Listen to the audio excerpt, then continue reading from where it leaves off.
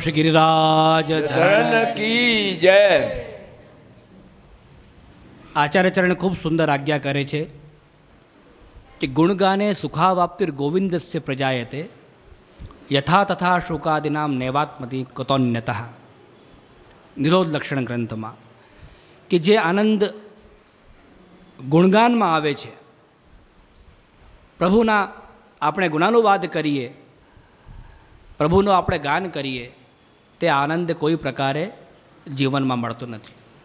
આપણે ત્યાં ખૂબ જ સુંદર કીર્તનોના પ્રકારમાં આ બધી વાતો કહેવામાં આવી છે.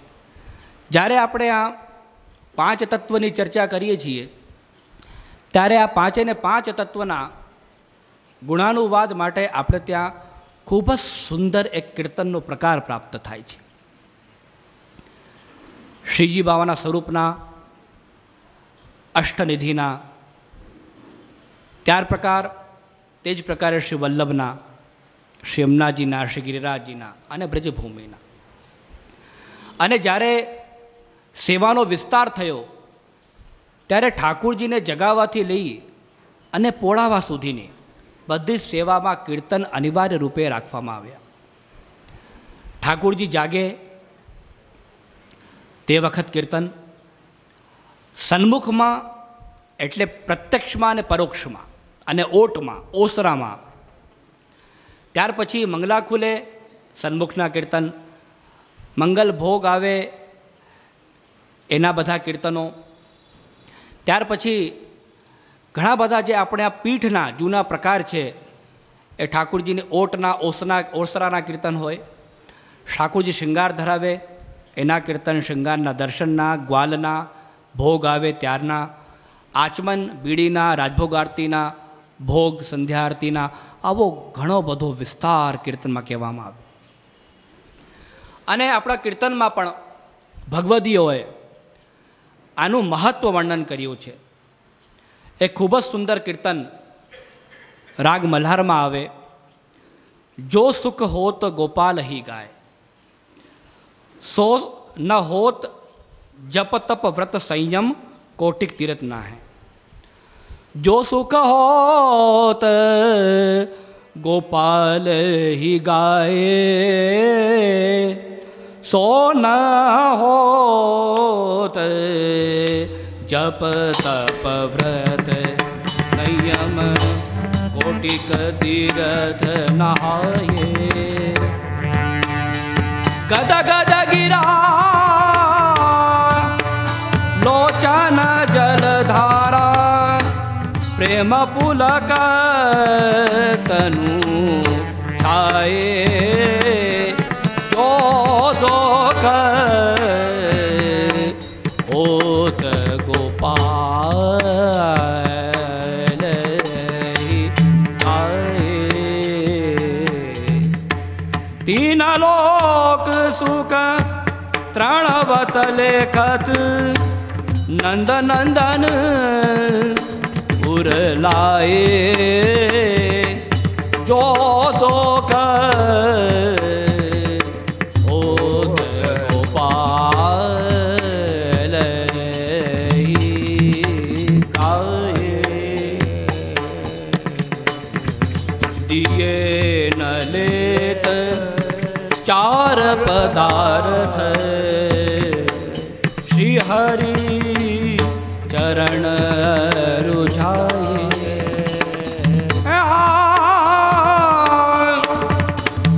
सूरदास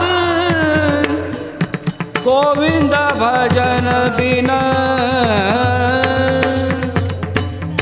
चित नहीं चलत चलाए. जो सोख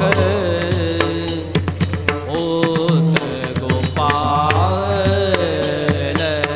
ही गाए. सूरदास गोविंद भजन बिन चित नहीं चलत चलाए. जो सोख होत गोपाल ही गाए. જો સુખ હોત ગોપાલ હી ગાય. આ પાંચ તત્વ નિત્ય ગઈએજી જે ગાય શબ્દ રાખ્યું છે ગાયન કરવાનું. જો સુખ હોત ગોપાલ હી ગાય, સોન હોત જપ તપ વ્રત સંયમ કોટિક તીર્થ નહાય. આ બધા સાધનો ગ્રંથોમાં ધર્મશાસ્ત્રોમાં કહેવામાં આવ્યા. આ બધા જ આપણે સાધનો કરીએ છતાંય જે સુખ શ્રી ગોવિંદના ભજનમાં, જે ગોપાલના ભજનમાં આવે છે તે સુખ હોત ન. જપ તપ વ્રત સંયમ કોટિક નહાય, તીર્થ નહાય. ગદગદ ગિરા લોચન જલધારા પ્રેમ પુલક તનુ છાય. તીન લોક સુખ ત્રણવત લેખક નંદ નંદન ઓરલાય. દિયે નહીં લેત ચાર પધારત શ્રી હરિ ચરણ અરુ જાય. દિયમાનમ ન ગૃહ્ણંતે વિના મત સેવનમ જનાહ. શ્રીમદ ભાગવત કહે છે કોઈ પ્રકારની મુક્તિ કોઈ આપે તો પણ લેવા ઈચ્છતા નથી. આવા જે આપણા ભક્તજન છે સેવા માંગે છે. સૂરદાસ ગોવિંદ ભજન બિન ચિત્ત નહીં ચલત ચલાય. ભજ સેવાયામ ધાતુ છે.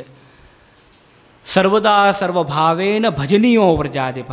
સર્વાત્મ ભાવેન ભજનીયો વ્રજાધિપ. પ્રભુચરણ શ્રી ગુસાઈજી પણ આજ્ઞા કરે છે ચતુશ્લોકીમાં. તો જો સુખ હો તો ગોપાલ હી ગાય.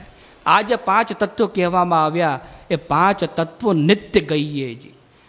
શ્રીજી વિષયક અષ્ટ સ્વરૂપના ધ્યાન કીર્તન, શ્રી વલ્લભના ગુણાનુવાદ, શ્રી યમુનાજીના બધા કીર્તનો અષ્ટક, શ્રી ગિરિરાજજીનો મહાત્મ્ય અને બ્રજભૂમિનો જે મહત્ત્વ કહેવામાં આવ્યું છે એ નિત્ય ગઈએજી. એ પ્રકાર આપણે ત્યાં ગાયનનું પણ વર્ણન કરવામાં આવ્યો કે ઠાકુરજીના આ બધા જે આપણે ગીત ગાઈએ છીએ એનાથી જ આપણે આ ભાવ હૃદયગમ થાય. ઘણા બધા કીર્તન આપણે ત્યાં ગાયનના મહત્ત્વના કહેવામાં આવ્યા છે. ગાવત મલ્હાર પી આયે મેરે આંગન કહો કહો કરો નોછાવર કરું યહી અવસર. આ બધા ગાવતથી જે પ્રારંભ થાય એ આ આનંદ ઉમંગના પ્રકાર છે. ગાઉં શ્રી વલ્લભ ધ્યાઉં શ્રી વલ્લભ. આવા ઘણા બધા કીર્તન ધોળપદ કહેવામાં આવ્યા. એક બહુ સુંદર કીર્તન આપણે ત્યાં ગાયનના પ્રકારનો મહત્ત્વ કહેવામાં આળાના પણ આવે છે. ગાવત ધમાર આઈ બ્રજ કિનાર, ગાવત ધમાર. રાગ અળાના. આ ફાગના કીર્તન, આનંદના કીર્તન, અનુરાગ રાગના કીર્તન અળાના રાગમાં ફાગમાં ગાવત ધમાર આઈ બ્રજ કી નાર. અને ગાવીને બધા જે બ્રજની નારીઓ આવે ધમાર ગાવીને પ્રભુને પ્રસન્ન કરવા માટે આ નિત્ય ગઈએજીના પ્રમાણમાં આપણે લઈએ કે આ ગાયનના પ્રકારથી પ્રભુનો જે સ્વરૂપ છે હૃદયસ્થ હૃદયંગમ થાય, સ્ફુરિત થાય. બધા જે આપણા અષ્ટક છે ગાવાના પ્રકારના છે.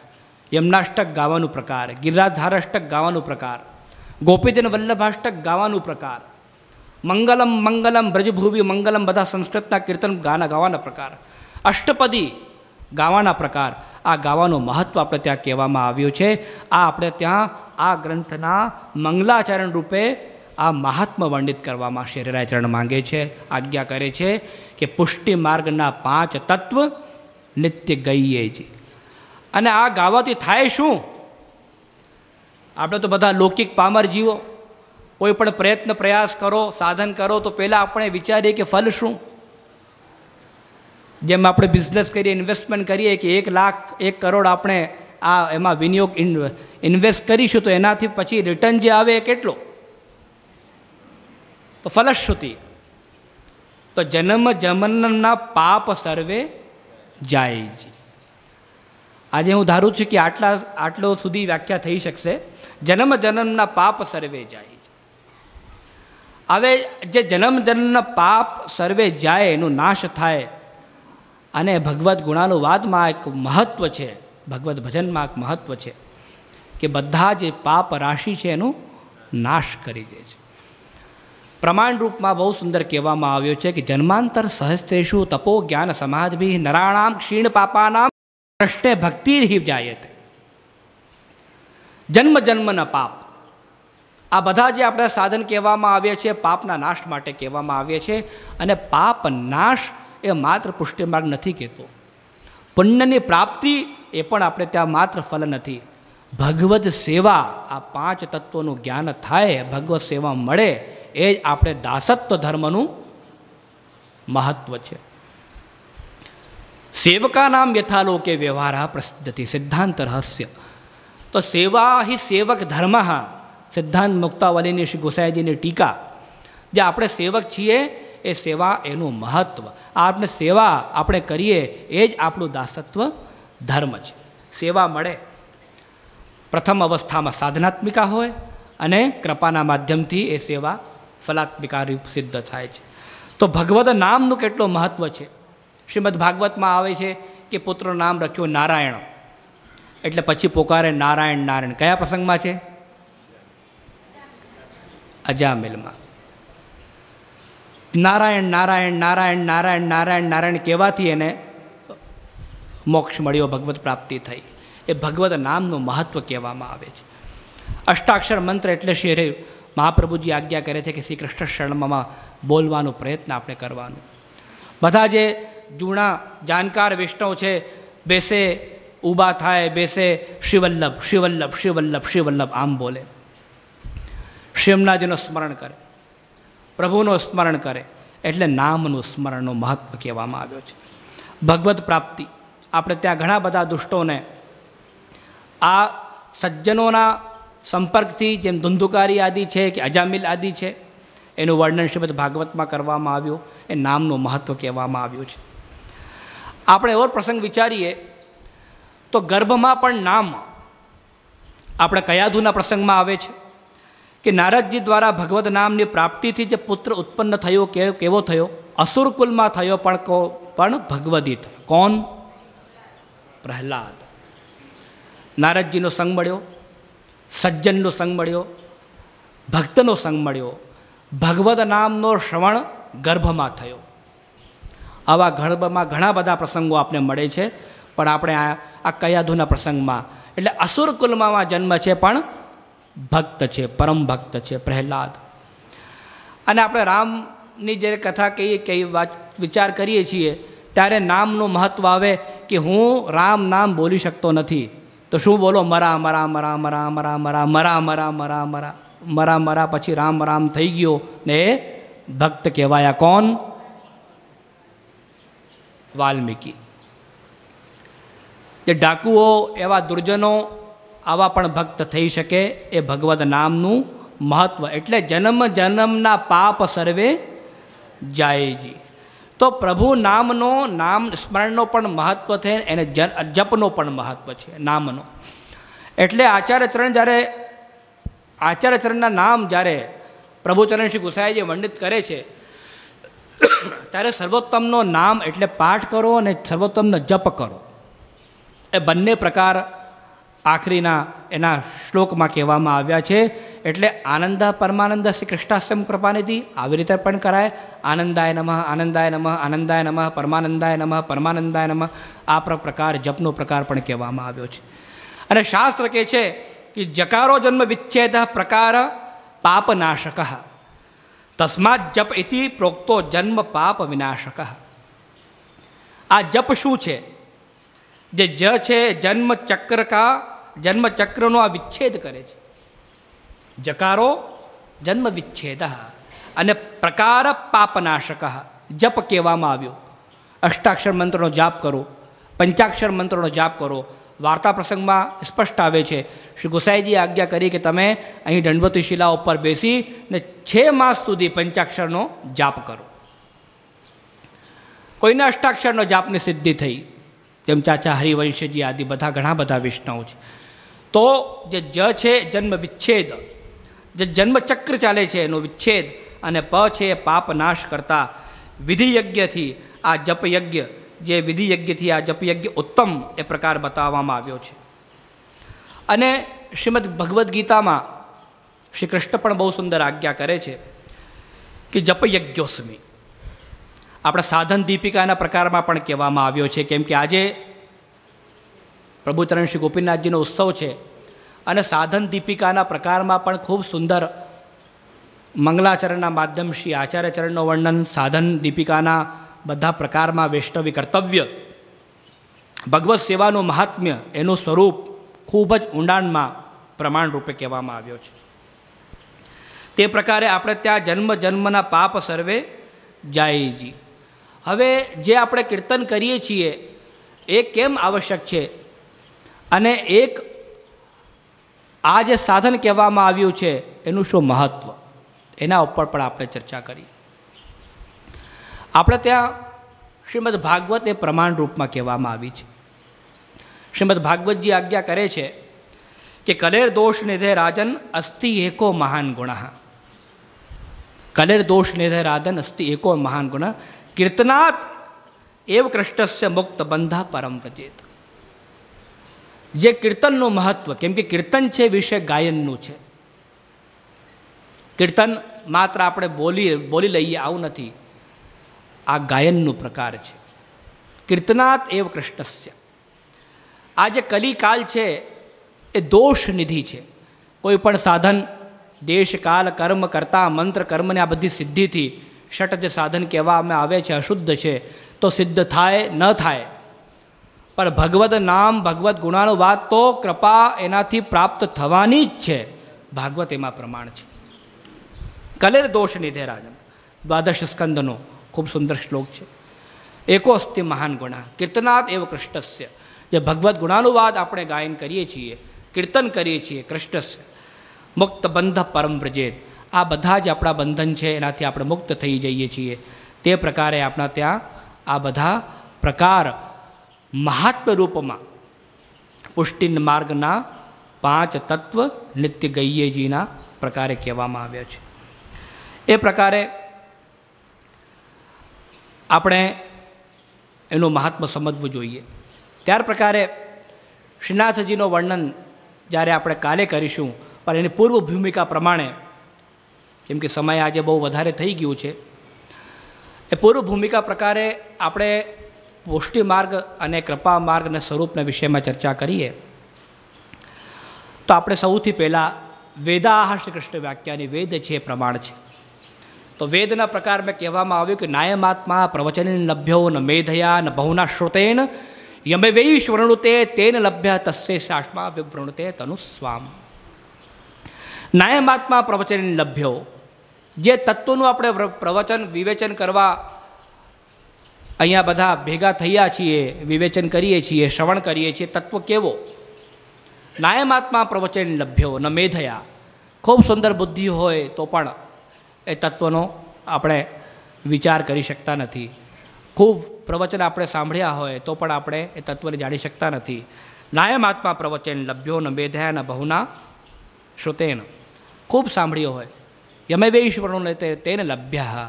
પછી એ તત્વ પ્રાપ્ત થાય કેવી રીતે? એ જે તત્વ છે, પરબ્રહ્મ છે, એ પુષ્ટિ પુરુષોત્તમ છે, આપણા હૃદયમાં કેવી રીતે આવીને બિરાજશે?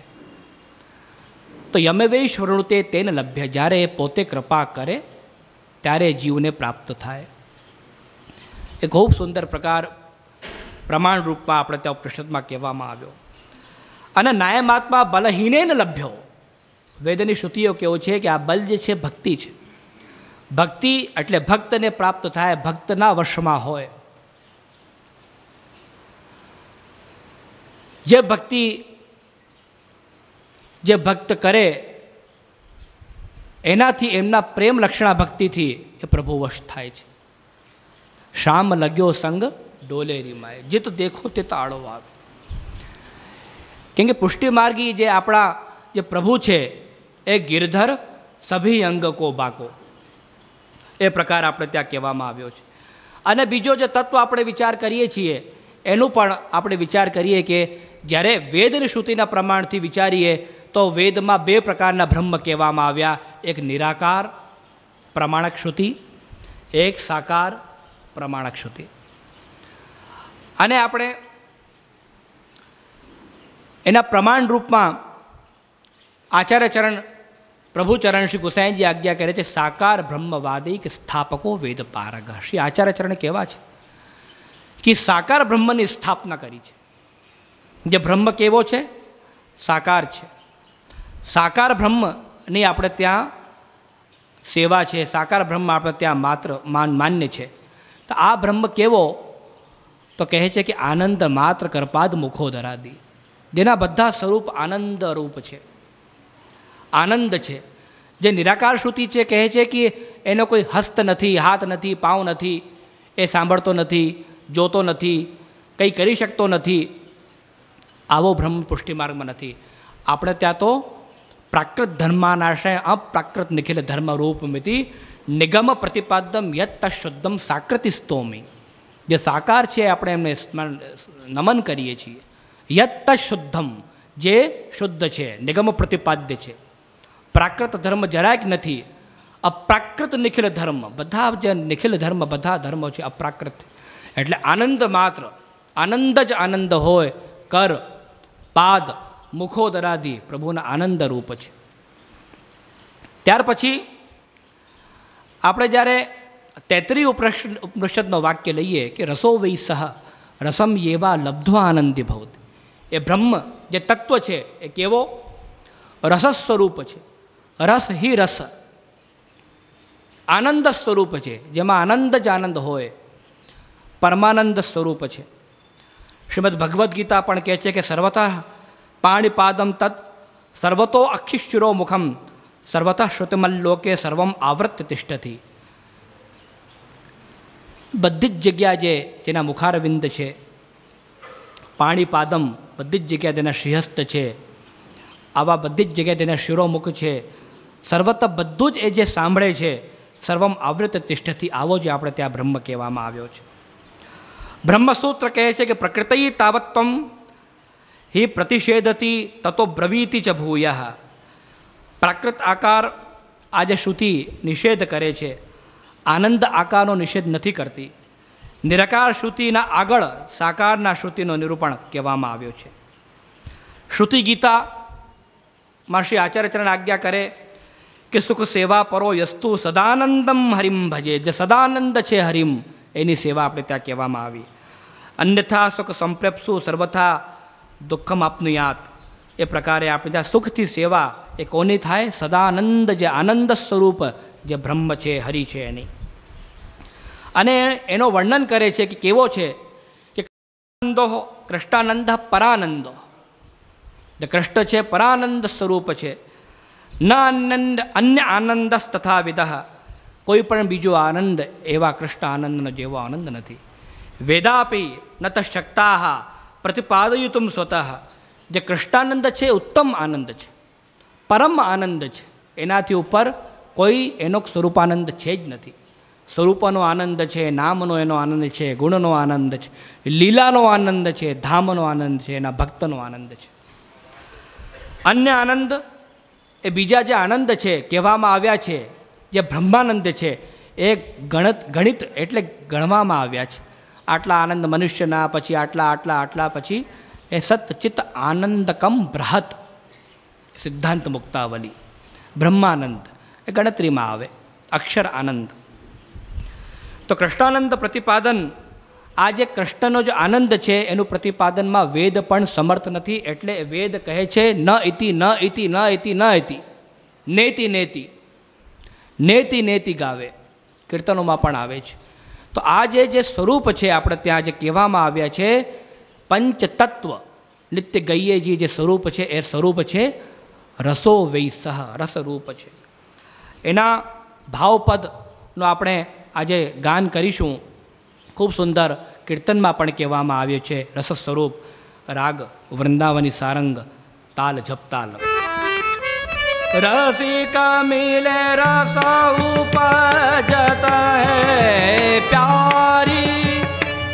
રસિકા મિલે રસ ઉપજત હૈ પ્યારી. રસમાયા તો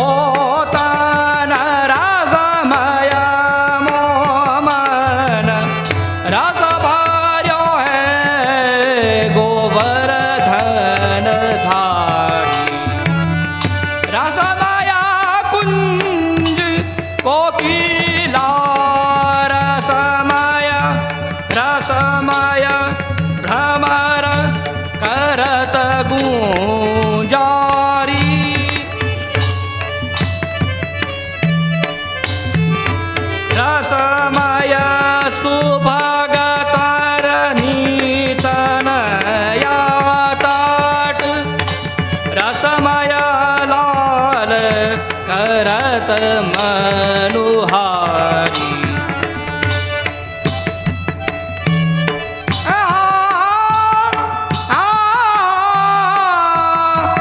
कृष्णदास प्रभु अंग अंग रसमय मिली भेटो सखी मदन व्यथारी रसिक मिले रस उपजत प्यारी रसिक मिले रस उपजत प्यारी उपजत प्यारी उपजत प्यारी